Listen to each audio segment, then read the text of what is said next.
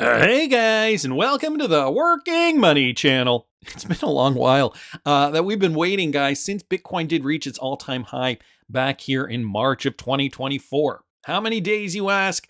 Well, let me throw a tool on there. Look at that, 206 days. I mean, in some ways, it doesn't feel that long, but in other ways, it feels like this is taking forever. In the past, what we've seen is, Bitcoin rising after breaching its all-time high, rising fairly quickly, like when we saw Bitcoin get back up to $20,000 in 2020. It didn't take that long before Bitcoin continued its rally upward and then made brand new all-time highs, setting new records. Again, this is the Bitcoin chart on the daily, and you guys can, if I punch in there, you guys can pretty much see there a few days before Bitcoin started rallying up. And, at this point, it has been 206 days. But at the end of the day, trend's still looking very healthy, which is good. If I remove some of that and I zoom in here a little more, you guys can see we made our first higher high. And hopefully this is going to be a higher low, even if we come back down a little more, which I think is more likely getting in and around the $57,900 mark.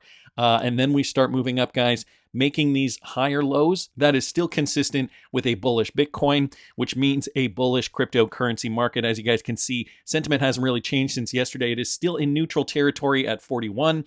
We got the market cap at 2.16 trillion. That's up by a little bit. 24-hour volume is down by 40.5%.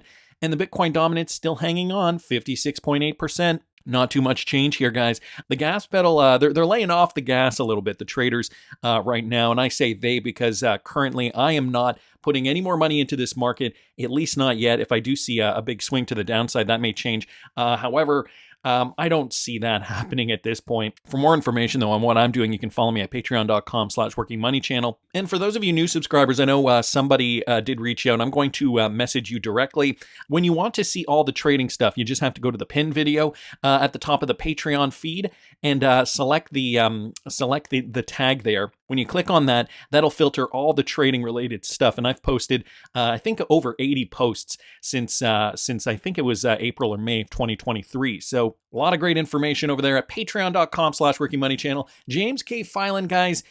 Just reiterating, I guess making it official, XRP community, the appeal has been docketed on the United States Court of Appeals for the Second Circuit Pacer docketing system. So it is official. I know some people are still wondering about this.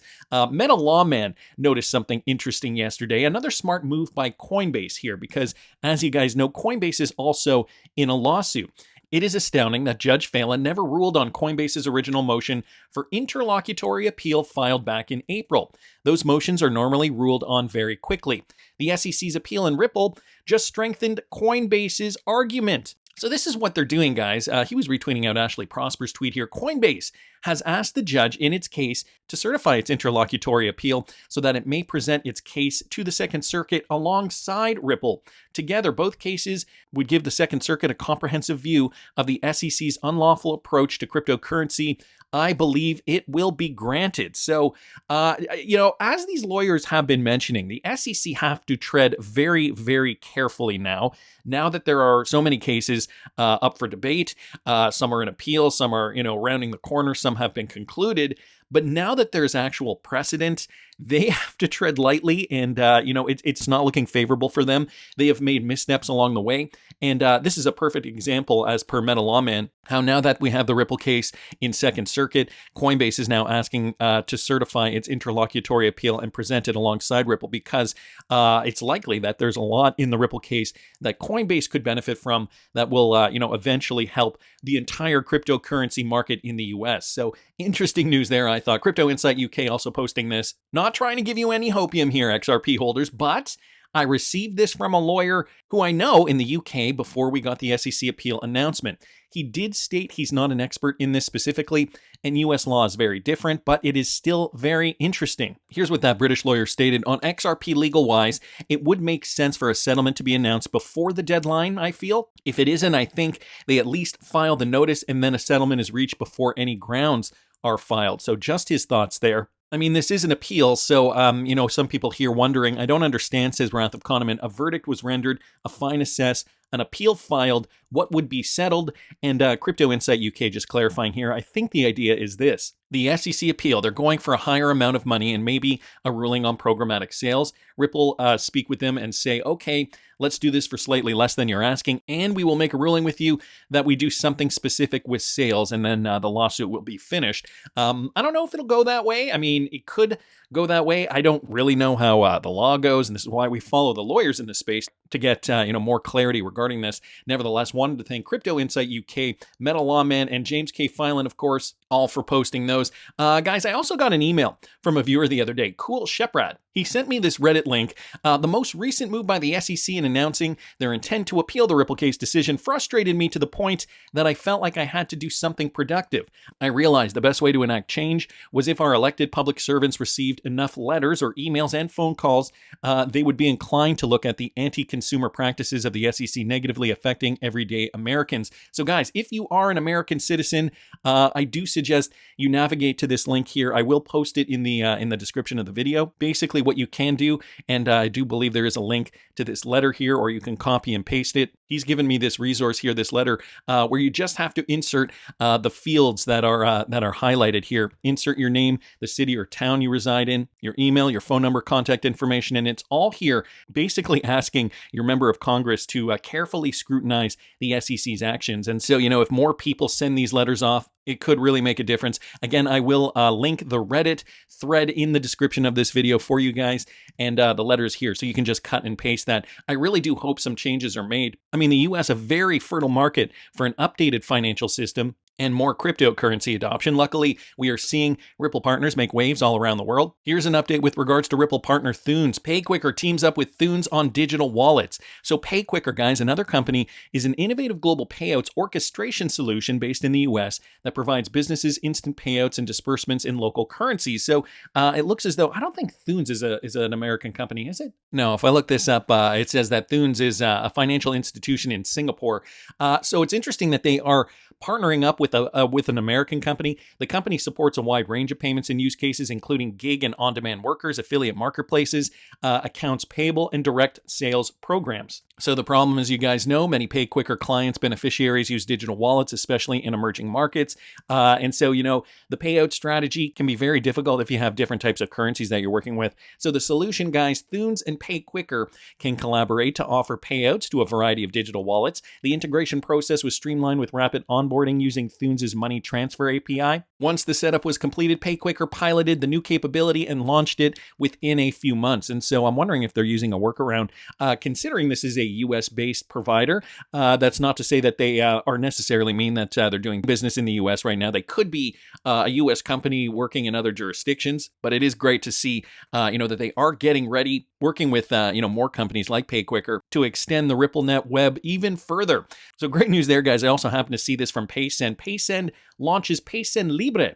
This is happening in Mexico, powered by MasterCard. And guys, this move is bringing financial inclusion to millions. Paysend and MasterCard have partnered to launch Paysend Libre in Mexico, a move to drive financial inclusion in a region where the majority of the population is still unbanked or underbanked. Based on virtual Paysend MasterCard, Paysend Libre is a revolutionary way to receive remittances that is simple to use, convenient, and secure. The launch brings together the strengths of MasterCard and Paysend in collaboration. MasterCard with its acceptance network and Paysend's enormous strength in simple digital remittance transfers between Latin America and the United States. So same kind of thing here.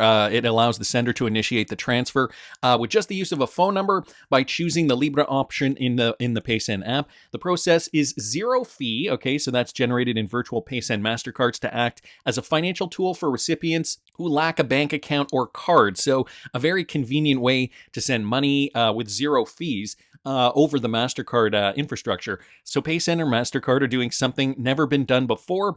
This coming from the group head of strategy over there at Paysend. He continues by saying, through Paysend Libre, we are using remittances as a vector for widening financial inclusion, bringing more and more people into the financial ecosystem who were previously ignored by fintechs and financial institutions. So democratizing payments, in this case, we're seeing a benefit for the unbanked and underbanked population in Mexico specifically, a very liquid corridor where where, these types of payments definitely need to be made. So great news here with regards to Ripple partner PaySend connecting with, a big provider here, MasterCard. They've got a lot of clients already. So, we can see the web continuing to grow through the RippleNet ecosystem. Sometimes it's not about which companies, it's about how many different types of companies will have a connection to Ripple. We know, for example, by 2025, 80% of transactions are going to be through ISO 20022. This one courtesy of Mr. Mann. Listen to this. So as you heard from Saeed, so this year is a very important year because we're talking about the migration or the global shift towards ISO 20022 standards. Now, for those who don't know, ISO 20022 is a very important financial messaging standards that are planned, let's say, to cover around 80% of the transactions globally. We're talking about either international transactions, cross-border, or even domestic transactions as well. 80% of those transactions will be on ISO 20022 standards by 2025. And that is coming up, guys, just in a few months, 2025. I do believe it is, final deadline is November. Smoke here just bringing us some more information regarding this. Pay attention, guys. ISO 20022 is an international messaging standard for financial transactions, and Swift's CBPR Plus program is a global initiative aimed at implementing this standard to enhance cross-border payments. Now, when you look at these illustrations down here, you can see how Ripple is connected to, we know they're partnered with Temenos, but when you look at these integrations and you just take a peek at some of these connections like Swift's CBPR Plus and the ISO 20022 standard, you can see already some Ripple partners are connected like Finastra, and he's highlighted CGI here, ECS Fin, and EastNets. I haven't heard of those ones, but guys, it's all going to be connected. Swift's CBR Plus initiative empowers fintechs like Ripple to directly contribute to improving cross-border payments. Temenos, a tech provider for Swift, also uses RippleNet technology in its applications and has documentation that highlights its involvement in the CBR Plus initiative. This access to Ripple through CBR Plus is significant, especially when you consider other CBPR Plus certified tech providers for Swift, such as CGI, ECS, Finastra, and EastNets. Okay, so that's where the connection is, all of whom are Ripple partners. So they are Ripple partners, guys. CBPR Plus allows these tech providers to use Ripple-enabled applications to interoperate seamlessly within the Swift network. So the world is ready, and I think in the United States, we're ready as well to update this new financial system. Elon Musk did make an appearance at the most recent Donald Trump rally. Make sure everyone you know has registered to vote, he says. This is just a clip from the rally. I'm not going to play it, but guys, take a look at the shirt he's wearing. You can't really tell from this clip here, but that shirt, it says Occupy Mars. This one courtesy of Echo the Truth here on Twitter. Now, when you look at that shirt, there you guys can see it a little better there. I'm not going to play you guys this clip either, but what Echo the Truth has realized is that if you put Occupy Mars here in the Gematria calculator, and you calculate that, and you go down to the English results, results by English and simple Gematria, guys, we get Ripple XRP. Not only do we get that, we get XRP Moons and XRP Ripple. Things that make you go, I've done several videos over the years on Elon Musk and his connection to Ripple and XRP during the PayPal era. This was very early on when he initially purchased the x.com domain name. I'll see if I can find one of those videos, and I will link it up here in the top right-hand corner. There has been speculation surrounding Elon perhaps using XRP on the X platform for payments in the coming years once that is fully developed. So, I mean, I guess we still just have to wait and see. You would think it's time that we finally saw some movement on this XRP chart. Yesterday we were trading at 52 cents. Today we're sitting at, 53 cents. Nothing really to write home about. The other day I was talking about how we've been seeing just XRP grind for an unusually long amount of time, how we've just been kind of grinding to the upside since June of 2022 when the altcoin market really did see its bottom. And we've mostly stayed above this trend line here, save for a couple of times earlier this year in the summer when we dipped down, big liquidity events. And mostly, guys, we've been staying above this trend line now. Right now, as of the time of this recording, we did recently get the news, the black swan kind of news that brought XRP back down. The fact that the SEC is going to be appealing the result of the lawsuit. So right now, I mean, I get the feeling that XRP is trading under this trend line for that particular reason. But guys, there's no real reason to think that XRP is not going to perform during this bull run. Even the OG crypto YouTuber, the modern investor, he believes XRP. He says it would be actually weird if XRP did not hit $20 this bull run. This coming from Ant1 here on Twitter. So guys, I got to give you a bit of context here. He was one of the very first YouTubers that I started following when I got into this space. He's really good at giving you the news, an unbiased view on what the cryptocurrency industry is. Money Rules is his second YouTube channel, but I started watching him through The Modern Investor. I'm sure if you've been here since 2017 or 2018, you probably recognize this guy. Well, recently he did comment on this. A widely followed market commentator and YouTuber with the handle Modern Invest has expressed that it would be strange if XRP failed to crack $20 in this bull season. So, we've got many factors at play here. His thesis, though, first he noted that every transaction on the XRP network burns XRP. He highlighted that the quality of burn XRP tokens would only increase if the XRP network began processing transactions worth billions of dollars monthly, particularly with the anticipated launch of the Ripple RLUSD stablecoin. So I haven't seen some of his recent videos, to be honest, but, he's got a really good handle on the crypto space, even when he's not an XRP maximalist. I remember getting into him when he was really kind of focusing on XRP during the, when we were seeing XRP pumping. But of course, he tries to stay partial, and he does report on many different kinds of cryptocurrencies. And, to be honest with you, this is the first time I've heard him this bullish on XRP in a very, very long time. So, all things considered, I can see what he means. Here's the clip, courtesy of RizXRP on Twitter, and here's what he had to say. I think it would honestly be a bit weird, and I mean like weird. If we don't get to like a $20 XRP, it's going to be kind of odd with all the momentum and stuff that they have going on. And for those of you who don't know, every transaction is also burning XRP in the background as well. So that'll only accelerate if they start doing billions of dollars worth of transactions monthly through their stablecoin. Yeah. That's the Grayscale XRP Trust is picking up. A lot of whales are buying XRP. I'm sure a lot of normal people are buying XRP. Yeah. So there's the institutional buyers. There's the regular buyers, you and I. There's the RLUSD, of course. Guys, there's all the partnerships, and, this is just going to get stronger and stronger. I feel it's going to get stronger and stronger as 2025 moves along, just because utility needs liquidity. So if we're going to see real-world utility for cryptocurrencies, it's going to need a liquid market to feed on. And, I've tried to take a look at different metrics over the years, just taking a look at the XRP chart right now. And you guys can see here, if we take it from the high that we saw for XRP back in 2013, and we bring it all the way to kind of where we are about to blast off here. It's almost 1,200 days, 1,197 days.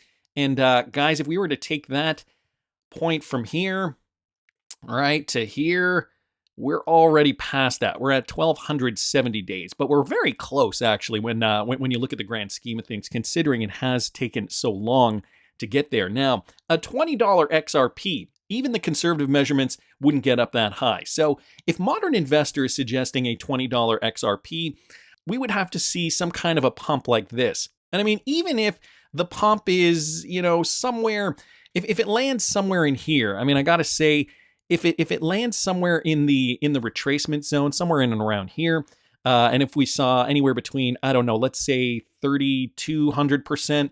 Here, let me just throw some lines on there. 3,200% to 37, let's call it. If we found that we were, basing somewhere in here in this retracement zone. Okay, because let's not forget, I mean, this was the peak, but of course there was a sell-off here, and we just kind of were basing in and around this zone. The other thing I want to point out was back when we were in the bear market here, XRP did base in this same zone here.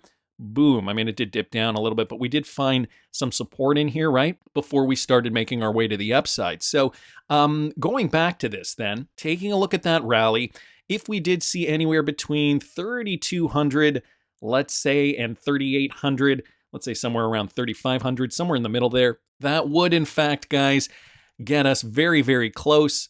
if we are to take the measurement here and we are to put this very, very close to 3,600%, guys, that would get us close, very, very close, $19.50 almost per coin. So is this a possibility? Do you trust the modern investor? Again, if you know his work, you know he's pretty grounded when it comes to the reality of the crypto market. We are still at the beginning, and we have not even seen the market spark yet. I think that's going to come very, very soon. And for more information, you can follow me at patreon.com/workingmoneychannel. It is only $5 a month. You can follow me and my trading journey. I'm going to be documenting everything. I want us all to be on the right side of the trade. That's just my opinion, but I want to hear what you guys think. Please subscribe to this channel if you haven't already. Like the video if you like the content I'm providing. I always love hearing your comments. See you in the next one, guys.